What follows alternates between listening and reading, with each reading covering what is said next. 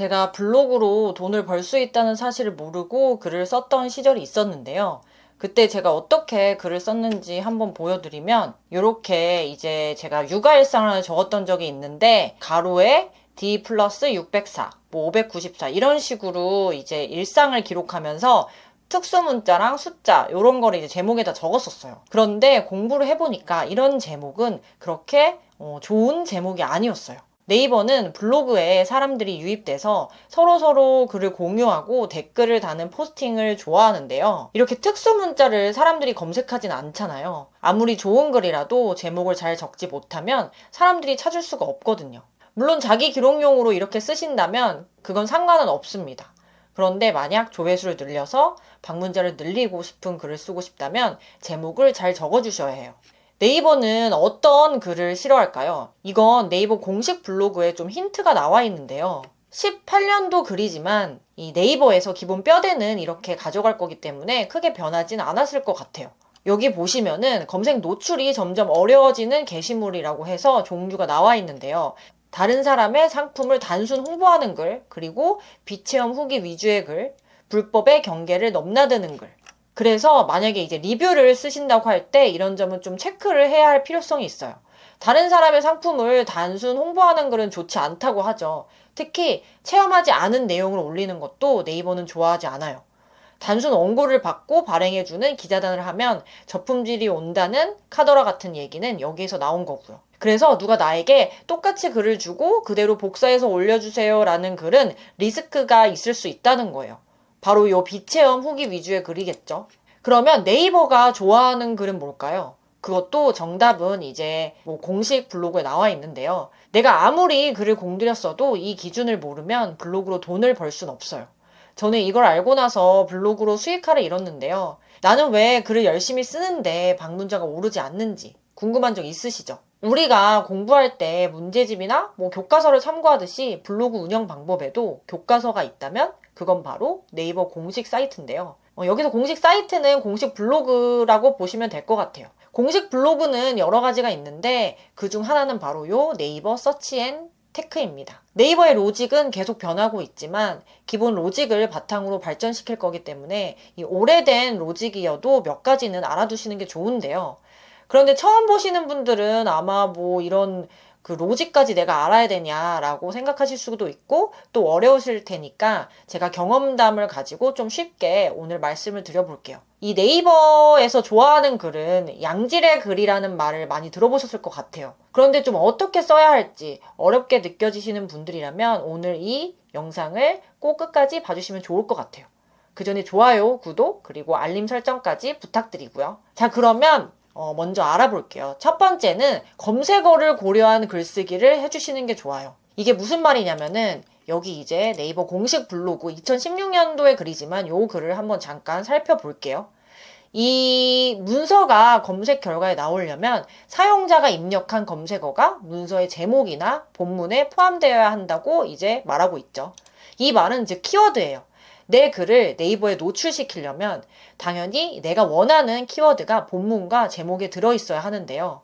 만약에 내가 하나은행 파킹 통장이라는 단어로 사람들을 유입시키고 싶다면 이 단어는 제목과 본문에 꼭 들어가 있어줘야 해요.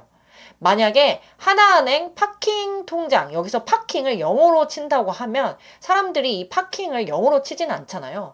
그래서 그거는 꼭 내가 원하는 그 유입시키고 싶은 단어를 제목에 꼭 써주셔야 해요. 그거는 요렇게 여기 그 포스팅 글을 읽어보시면 자세히 나와 있어요. 여기서 보시면은 이제 제목은 몇 글자로 써야 하나 뭐 이런 거는 나와 있지 않은데요. 그렇기 때문에 정답은 없고 하지만 여기 보시면 힌트가 있어요. 명확하고 간결한 것이 좋습니다. 제목을 간결하게 하라는 말은 지금도 유지되고 있는 로직인 느낌인데요. 이 네이버는 제목과 포스팅의 글 방향이 잘 맞는 걸 좋아하는 편인 것 같아요. 그래서 제목에 많은 단어가 섞여 있으면 본문과의 연관성이 좀 떨어지기 때문에 간결한 게 좋다고 하는 거예요. 그래서 요 포스팅을 한번 이제 꼼꼼히 읽어봐 주시면은 아마 내가 어떤 식으로 좀 네이버 그 블로그 포스팅의 제목을 정해야 하는지 좀 감을 잡으실 수 있을 거예요. 그리고 두 번째는 스크롤 로그. 이거는 또 무슨 얘기냐면 바로 체류 시간과 관련된 이야기인데요. 이것도 2016년도 글인데 보시면은 이 네이버에서 네이버 시계를 검색했을 때 사람들이 판매하는 시계가 아닌 요렇게 이제 네이버 시계 있죠. 요게 나오는지 그 이유에 대해서 설명을 해주는데요. 이거는 바로 스크롤 로그라는 기술이 적용되고 있기 때문이라고 합니다. 이 스크롤 로그는 사용자의 체류 시간과 그리고 클릭 영역의 면적 이런 여러 가지를 종합해서 사용자에게 가장 사랑받는 영역을 제일 상단에 보여주는 기술이라고 하죠. 이렇게 이해하시면 될 것 같아요. 만약에 A와 B라는 사람이 있는데 이 둘의 이제 블로그 지수가 비슷하거나 똑같을 경우 네이버는 어떤 포스팅을 더 상단에 띄워줄까? 어떤 포스팅에 더 가산점을 줄까? 그거는 이제 체류 시간과 관련이 있다고 힌트를 주는 거예요. 이 체류 시간이라는 건 내가 이렇게 포스팅에 들어왔을 때 처음부터 이렇게 아래까지 쭉 읽었을 때 그 시간이에요. 그래서 사람들이 이제 글에 들어왔을 때 좀 열심히 읽는다. 아, 이거는 이런 내용이구나 하면서 쭉쭉 열심히 읽고 좀 오래 머물렀을 때 그런 글을 네이버는 좋아한다는 거예요. 그래서 A와 B라는 사람 중에서 체류 시간이 더 높은 포스팅을 쓴 사람이 상단 노출에 유리하겠죠. 그리고 이제 C랭크. 이거는 이제 많이 들어보셨을 텐데 네이버에는 여러 알고리즘이 있지만 대표적으로 C랭크가 있어요. 이건 우리가 말하는 이제 블로그 지수와 관련이 있는 로직인데요. 한 가지 주제의 글을 썼을 경우 네이버 블로그 지수가 높아진다는 얘기 혹시 들어보셨나요? 만약에 내가 건강으로 주제를 운영한다고 했을 때 건강과 관련된 그 주제가 많이 쌓여 있는 경우 C랭크가 높아질 가능성이 높아요. 그리고 만약에 경제라는 주제로 이제 운영을 했을 경우 그 경제와 관련된 주제가 많이 쌓여있는 포스팅이라면 C랭크가 또 이제 상승할 그런 가능성이 높습니다. 이렇게 분야를 좁혀서 그 분야만 글을 쓰는 게 지수를 올릴 수 있는 방법이기도 한데요. 물론 이거는 뭐 100% 정확하진 않을 수 있지만 저도 이제 개발자가 아니기 때문에 그렇지만 제가 두 번째 건강 블로그를 개설을 해서 6개월 동안 지수 3단계를 뭐 이제 다른 인위적인 작업하지 않고 3단계를 빠르게 올릴 수 있었던 건 한 가지 주제로 그 키워드를 계속 쌓아나갔기 때문이에요. 그래서 요 포스팅을 한번 이제 읽어보시면은 주제별 출처의 신뢰도와 인기도를 반영하는 C랭크 알고리즘 요 글을 한번 보시면은 쭉쭉 좀 어려운 내용이 있으실 수 있는데 한 번쯤 읽어보시면 좋거든요. 그럼 여기서 보시면은 이제 C랭크 알고리즘은 맥락과 내용 그리고 연결된 소비 생산 이렇게 세 가지를 종합적으로 계산해서 이 블로그 검색 랭킹에 반영한다고 말하고 있거든요. 그래서 이렇게 쭉 글을 읽다 보면 아래에 이렇게 굵게 표시된 강조된 글이 있는데 저는 이거를 어떻게 해석했냐면은 여기 보시면 이제 주제별 관심사의 집중도는 얼마나 되느냐 요거는 이제 한 가지 주제로 운영하는 게 좋다. 그리고 이 생산되는 정보의 품질은 얼마나 좋냐. 요거는 이 포스팅 제목과 글의 내용의 연관도가 얼마나 좋냐. 그리고 마지막으로 생산된 콘텐츠는 어떤 연쇄 반응을 보이는가. 여기서 이 연쇄 반응이라는 말은 이 사람들과의 소통을 말하는 거죠. 댓글, 그리고 스크랩, 공감. 요거가 이제 종합적으로 블로그에서 많이 활발하게 이루어질 경우 이 C랭크를 높게 평가한다. 요렇게 이제 저는 해석을 했거든요. 아마 보시면은 이해가 빠르게 되실 거예요. 그러면 이제 좀 더 자세하게 네이버가 좋아하는 그럼 도대체 뭐냐? 요것도 아시면 좋겠죠? 포스팅을 할 때 이 네 가지 기본 방향은 꼭 기억하고 글을 써주시면 좋아요. 여기 보시면 사용자들과 접점이 더 많아지는 게시물이라고 한 네 가지가 나와 있는데 나만의 기준으로 해석하고 분석한 글, 누가 봐도 전문성이 인정되는 글, 내가 직접 체험하고 맛본 것을 상세하게 소개한 글, 그리고 마지막으로 본인의 상품 정보를 정직하게 사용자 중심으로 홍보한 글. 요렇게 이 네 가지로 네이버는 말하고 있어요. 그런데 이렇게 보기만 하면 좀 어렵죠? 그래서 제가 쉽게 한번 설명을 해보겠습니다. 우리는 정보성 글을 쓸 때가 있고 리뷰를 쓸 때가 있죠. 그럼 먼저 정보성 글을 쓸 경우 우리는 전문가가 아니잖아요. 그래서 머릿속에서 컨텐츠가 나올 순 없고 많은 자료를 검색해야 돼요.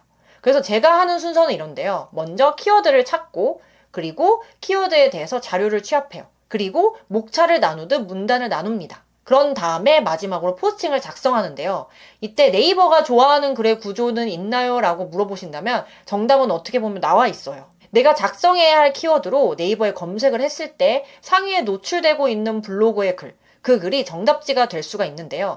다만 이때 글을 볼 때 블로그 지수가 최적 이상의 글들은 말고 나랑 비슷한 블로그 지수인데 상위 노출이 되어 있는 블로거의 포스팅을 한번 참고해 보세요.